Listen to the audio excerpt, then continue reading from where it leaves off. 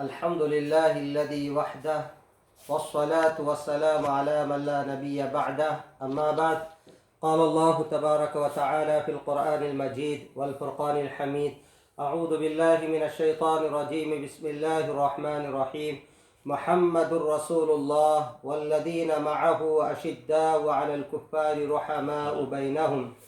تراهم ركعا سجدا يبتغون فضلا من الله ورضوانا سيماهم في وجوههم من أثر السجود. وقال النبي صلى الله عليه وسلم عن عبد الله بن مغفل رضي الله تعالى عنه قال: قال رسول الله صلى الله عليه وسلم: الله الله في أصحابي لا تتخذوهم من بعدي غرضا، فمن أحبهم فبحبي أحبهم، ومن أبغضهم فببغضي أبغضهم، ومن آذاهم فقد آذاني، ومن آذاني فقد آذى الله، ومن آذى الله فيوشك أن يأخذه، أو كما قال النبی علیہ الصلاۃ والتسلیم. محترم سامعین کرام، آج آپ حضرات کے سامنے خلفائے راشدین کے مختصر فضائل بیان کیے جا رہے ہیں، بغور سماعت فرمائیں. عزیزان گرامی، یہ بات پورے روز روشن کی طرح عیاں ہے کہ اس دھرتی پر اور اس روئے زمین پر حضرات انبیاء علیہ الصلاۃ والتسلیم کی بابرکت شخصیات کے بعد ایمان و یقین، اطاعت و بندگی اور تقدس و تقوی، اخلاص و للہیت کے اندر حضرات صحابہ سے بڑھ کر کوئی نہیں ہے. اور اللہ تبارک و تعالیٰ نے ان کو اپنے دین کی نصرت اور اپنے دین کی حفاظت اور اپنے دین کی اشاعت اور دعوت و تبلیغ کے لیے سب سے بڑھ کر اپنے نبی کی صحبت و تائید کے لیے منتخب فرما لیا تھا. یہ وہ جماعت حضرات صحابہ کی ہے جن کی شان خود قرآن کریم میں اللہ تبارک و تعالیٰ نے ارشاد فرمائی ہے، اور نبی اکرم صلی اللہ علیہ وسلم نے بھی اپنی احادیث مبارکہ کے اندر بے شمار ان کے خصائل اور فضائل بیان فرمائے ہیں. محترم حضرات، میں نے آپ حضرات کی خدمت میں جو آیت کریمہ تلاوت کی ہے، اس کا ترجمہ یہ ہے کہ محمد صلی اللہ علیہ وسلم اللہ کے رسول ہیں. والذین معہ اشداء علی الکفار، اور وہ لوگ جو صحبت یافتہ ہیں آپ صلی اللہ علیہ وسلم کے، یعنی حضرات صحابہ، یہ کفار پر بڑے سخت اور آپس میں مہربان ہیں. تراہم رکعا سجدا، اور اے مخاطب تم ان کو دیکھو گے کہ وہ سجدے کر رہے ہوں گے اور رکوع کر رہے ہوں گے. تراہم رکعا سجدا یبتغون من فضل اللہ، اللہ تبارک و تعالیٰ کا فضل اور اس کی خوشنودی کے جستجو ہیں اور اس کو تلاش کر رہے ہیں. سیماہم فی وجوہہم من اثر سجود، اور کثرت سجدے کی وجہ سے آثار ان کے چہروں پر نمایاں ہوں گے. عزیزان گرامی، عام مفسرین اور امام قرطبی وغیرہ حضرات نے تفسیر کی کتابوں کے اندر لکھا ہے کہ اس آیت کریمہ کے اندر والذین آمنوا عام ہے، اور اس میں تمام حضرات صحابہ کی جماعت داخل ہے، اور اس آیت میں تمام حضرات صحابہ کی تعدیل اور ان کا تزکیہ اور ان کی مدح و ثنا خود مالک کائنات کی طرف سے آئی ہوئی ہے. اور بھی بے شمار آیتیں حضرات صحابہ کی مدح میں اور ان کی تعریف میں اللہ تبارک و تعالیٰ نے اپنے کلام پاک کے اندر بیان فرمائی ہے. اور احادیث مبارکہ کے اندر بھی اللہ کے پیارے حبیب صلی اللہ علیہ وسلم نے حضرات صحابہ کی توصیف بیان فرمائی ہے اور تعریفیں بیان فرمائی. چنانچہ ایک حدیث میں اللہ کے پیارے حبیب صلی اللہ علیہ وسلم ارشاد فرماتے ہیں، حضرت عبداللہ بن مغفل رضی اللہ تعالیٰ جس کے راوی ہیں، آپ صلی اللہ علیہ وسلم فرماتے ہیں کہ میرے صحابہ کے بارے میں تم اللہ سے ڈرو، میرے صحابہ کے بارے میں تم اللہ سے ڈرو، اور میرے بعد ان کو نشانہ ملامت نہ بناؤ، اور جو ان سے محبت کرے گا مجھ سے محبت کرنے کے سبب اور جو ان سے بغض رکھے گا میرے سے بغض رکھنے کی وجہ سے، اور جو ان کو تکلیفیں دے گا تو گویا کہ اس نے مجھے تکلیف دی، اور جس نے مجھے تکلیف دی وہ گویا کہ اللہ کو اس نے تکلیف دی، اور جس نے اللہ کو تکلیف دی اور عنقریب اللہ پاک اس کو عذاب میں گرفتار فرمائیں گے، اور اللہ تبارک و تعالیٰ اس کو اپنی پکڑ میں پکڑ لیا جائے گا۔ بہرحال اس حدیث مبارکہ سے اور قرآنی آیات سے ہمیں یہی معلوم ہوتا ہے کہ حضرات صحابہ کے سلسلے میں لب کشائی کرنا، بے ادبی کرنا، اور اسی طرح سے شب و شتم سے کام لینا، اور ان کے سلسلے میں گالی گلوچ کرنا اور بے ادبی سے پیش آنا، یہ گویا کہ اللہ کے رسول علیہ الصلاۃ والتسلیم سے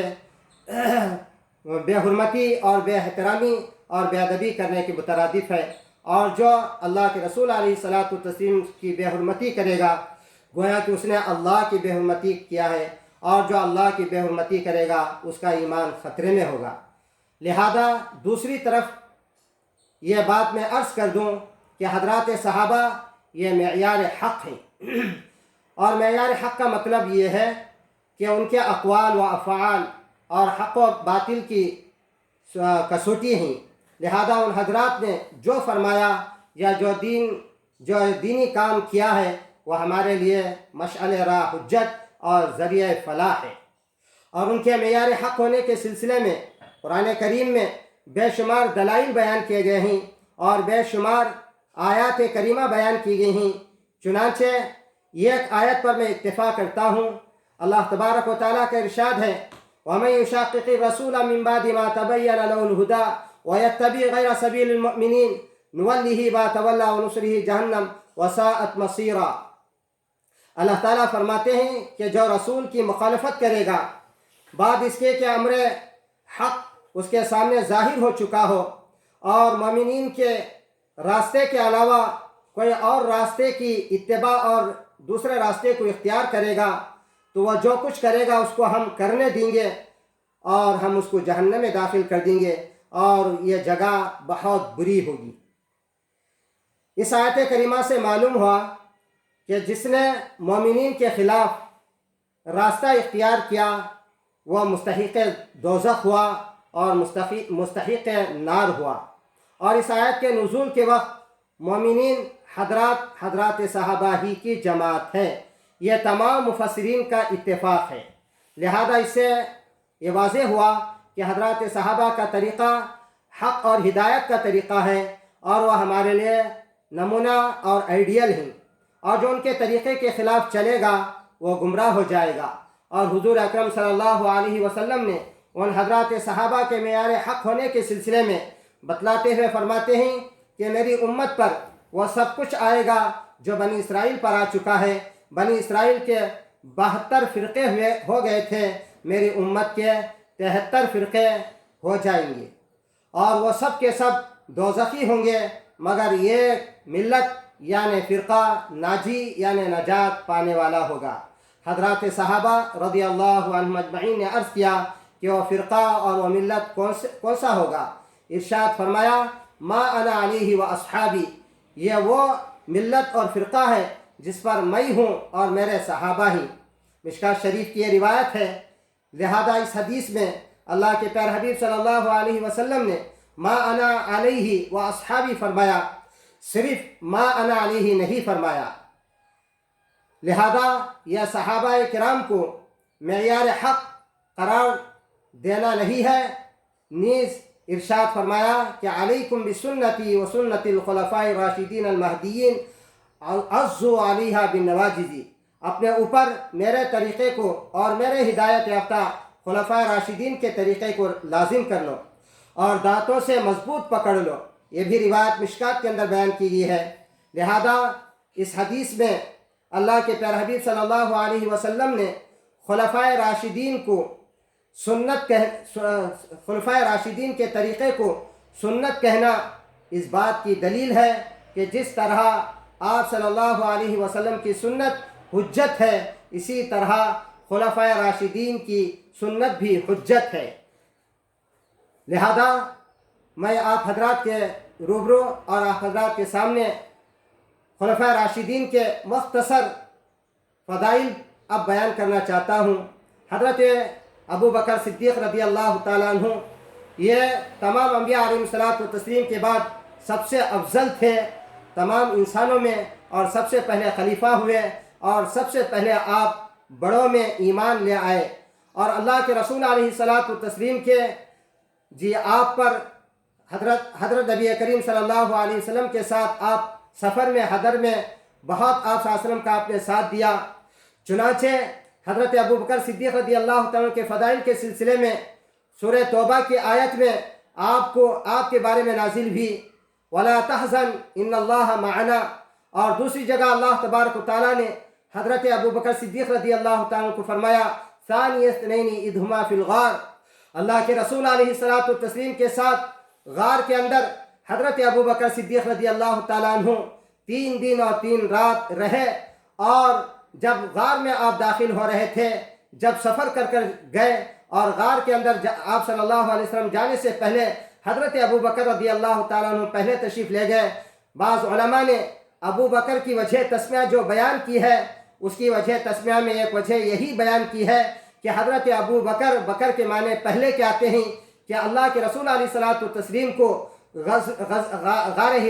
غار میں جانے سے پہلے حضرت ابو بکر رضی اللہ تعالیٰ تشریف لے گئے، اور وہاں جا کر سارے سوراخوں کو آپ بند کر دیا۔ صفائی کے بعد ایک سوراخ باقی رہ گیا تھا، اور اس میں آپ نے اپنا پیر مبارک رکھ دیا تھا، جس کی وجہ سے سام ڈس لیا، اور حضرت نبی کریم صلی اللہ علیہ وسلم کے لعاب مبارک لگانے کی وجہ سے آپ کو صحت ملی، اور الحمدللہ آپ کا زخم درست ہو گیا۔ اور اس طریقے سے سفر ہو یا حضر، اللہ کے رسول علیہ الصلوۃ والتسلیم کے ساتھ آپ بہت ساتھ دیا کرتے تھے، اور اسی لیے اللہ کے پیارے حبیب صلی اللہ علیہ وسلم نے ایک جگہ ارشاد فرمایا کہ سارے صحابہ کے احسانات کو میں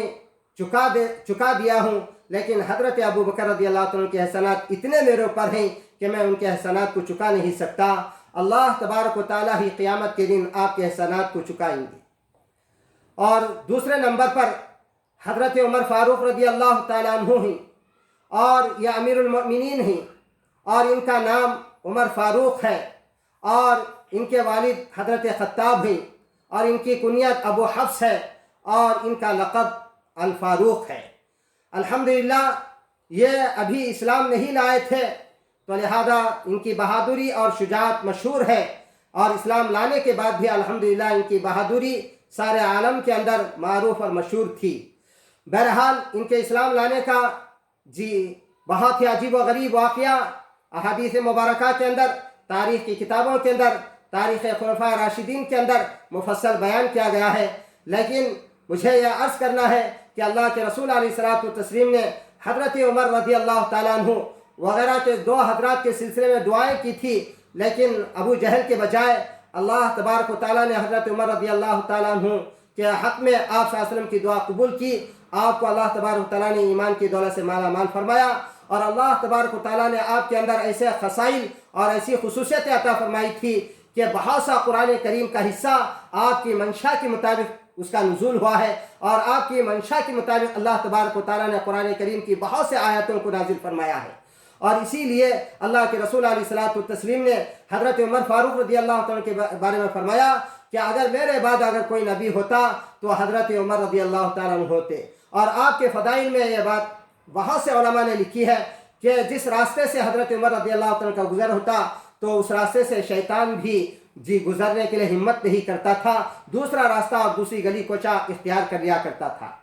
اور تیسرے نمبر پر حضرت عثمان رضی اللہ تعالیٰ عنہ کی فضیلت ہے، اور حضرت عثمان رضی اللہ عنہ کے فضائل بے شمار احادیث مبارکہ کے اندر بیان کیے گئے ہیں۔ سب سے بڑی فضیلت یہ ہے کہ حضرت عثمان رضی اللہ تعالیٰ عنہ نے حضرت ابو بکر صدیق رضی اللہ تعالیٰ عنہ کے کہنے پر اسلام قبول کیے، اور اسلام قبول کرنے کے بعد اللہ کے رسول علیہ الصلوۃ والتسلیم پر جان کی مال کی قربانی دی، اور جنگ بدر کے اندر آپ نفس نفیس شریک ہوئے، لیکن حضرت نبی کریم صلی اللہ علیہ وسلم کی نور نظر حضرت رقیہ رضی اللہ تعالیٰ عنہ کی بیماری کی عیادت کے لیے جب جانا ہوا تو اس کی وجہ سے جی غزوہ بدر میں شریک نہیں ہوئے، تو اس کے بعد حضرت رقیہ رضی اللہ تعالیٰ کا انتقال ہو گیا، تو آپ صلی اللہ علیہ وسلم نے اپنی دوسری صاحبزادی حضرت ام کلثوم رضی اللہ تعالیٰ عنہ کو آپ کے حبال عقد میں دیا، اور الحمدللہ اسی لیے علماء نے لکھا ہے کہ آپ کو ذی النورین کہا جاتا ہے، اور بھی بہت سے فضائل احادیث مبارکہ کے اندر ان کے بیان کیے گئے ہیں۔ پھر چوتھے نمبر پر حضرت علی رضی اللہ تعالیٰ عنہ ہی، یہ اللہ کے رسول علیہ الصلاۃ والتسلیم کے رشتے میں چچا زاد بھائی لگتے ہیں، اور آپ کے والد محترم حضرت ابو طالب ہیں جو اللہ کے رسول علیہ الصلاۃ والتسلیم کے حقیقی عم محترم ہیں، حقیقی چچا ہیں، اور اللہ کے رسول علیہ الصلاۃ والتسلیم کو آپ نے بہت ساتھ دیا ہے۔ اور پھر اس کے بعد اللہ کے رسول علیہ الصلاۃ والتسلیم نے آپ کی لخت جگر، نور نظر، سب سے چھوٹی اکلوتی چہیتی بیٹی حضرت فاطمہ رضی اللہ تعالیٰ عنہ سے ان کا نکاح کیا ہے، اور الحمدللہ ان سے جی آپ کے دو لخت نظر اور نور نظر، دو نواسے چہیتے حضرت امام حسن اور حسین رضی اللہ تعالیٰ عنہ ہوئے ہیں، اور الحمدللہ حضرت فاطمہ رضی اللہ تعالیٰ عنہ جی یہ اللہ کے رسول علیہ الصلاۃ والتسلیم کی ہمیشہ جی آپ کا خیال کرتی تھی اور آپ کا ساتھ دیا کرتی تھی، اور حضرت علی رضی اللہ تعالیٰ عنہ کے بارے میں اسی لیے اللہ کے رسول علیہ الصلاۃ والتسلیم فرمایا کہ مجھ سے حضرت علی ہیں اور میں ان سے ہوں، تو لہذا یہ محبت کی علامت ہے اللہ کے رسول علیہ الصلاۃ والتسلیم سے۔ اللہ کے رسول علیہ الصلاۃ والتسلیم جس طریقے سے اپنی صاحبزادی حضرت فاطمہ رضی اللہ تعالیٰ عنہ سے بہت ہی محبت کرتے تھے، اسی طریقے سے اللہ کے رسول علیہ الصلاۃ والتسلیم اپنے چچا زاد بھائی اور اپنے داماد ہونے کے ناطے حضرت علی رضی اللہ تعالیٰ سے بھی بڑی عقیدت اور بڑی محبت کیا کرتے تھے۔ اور حضرت علی رضی اللہ تعالیٰ کے فضائل میں حضرات علماء نے بے شمار فضائل بیان کیے ہیں، لیکن ایک فضیلت ان کے بارے میں لکھی ہے کہ اللہ کے رسول علیہ الصلاۃ والتسلیم جی حضرت علی رضی اللہ تعالیٰ سے فرمایا کہ جب خیبر کے موقع پر یہ جی بہت بڑا قلعہ قموس نامی جی فتح نہیں ہو رہا تھا، تو اللہ کے رسول علیہ الصلاۃ والتسلیم نے جی حضرت علی رضی اللہ تعالیٰ کے بارے میں کہا کہ انشاءاللہ کل میں اس کا فتح یابی کا جھنڈا حضرت علی رضی اللہ تعالیٰ کے ہاتھ میں تھما دوں گا، انشاءاللہ اللہ پاک آپ کے ہاتھوں میں فتح عطا فرمائے گا۔ چنانچہ جی آپ آشوب چشم میں مبتلا تھے، پھر اس کے بعد جی اللہ تبارک و تعالیٰ نے آپ کو افاقہ عطا فرمایا۔ پھر دوسرے دن جب اللہ کے رسول علیہ الصلاۃ والتسلیم نے آپ کے دست مبارک میں جھنڈا نصیب فرمایا تو آپ لے کر گئے، اور اتنا کٹھن مرحلہ اور اس قلعے کو آپ نے فتح کر لیا، اور آپ کے ہاتھوں اللہ تبارک و تعالیٰ نے فتح عطا فرما دیا۔ اور اس کے علاوہ علماء نے یہ بھی لکھا ہے کہ حضرت علی رضی اللہ تعالیٰ کا جو عقد ہوا جی وہ سفر کے مہینے میں، الحمدللہ سفر کا مہینہ بھی چل رہا ہے، بعض حضرات سفر کے مہینے کو منحوس سمجھتے ہیں، لہذا حضرت علی رضی اللہ تعالیٰ کا جو عقد ہوا ہے علماء نے اور اسی طرح سے مورخین نے لکھا ہے، اصحاب سیر نے لکھا ہے۔ بہرحال ان کے فضائل میں بہت سی باتیں حضرات مفسرین نے اور حضرات محدثین نے اور حضرات مورخین نے لکھا ہے، لہذا میرے لیے اور آپ کے لیے اور سب کے لیے، پوری امت کے لیے حضرات صحابہ معیار حق ہیں، اور ان کو ہم نمونہ بنا کر ان کے نقشہ قدم پر چلیں گے تو انشاءاللہ دنیا کی زندگی بھی ہماری کامیاب ہوگی، اور آخرت کی زندگی بھی جو دائمی ہے، لامحدود ہے، ابد الآباد ہے، اس کے اندر بھی ہماری زندگیاں سرخ روح ہوں گی اور کامیاب ہوں گی۔ لہذا جو حضرات صحابہ کے سلسلے میں لعن و تشنیع کرتے ہیں اور سب و شتم سے کام لیتے ہیں، برا بھلا کہتے ہیں، وہ آخرت سے ڈرے اور اپنے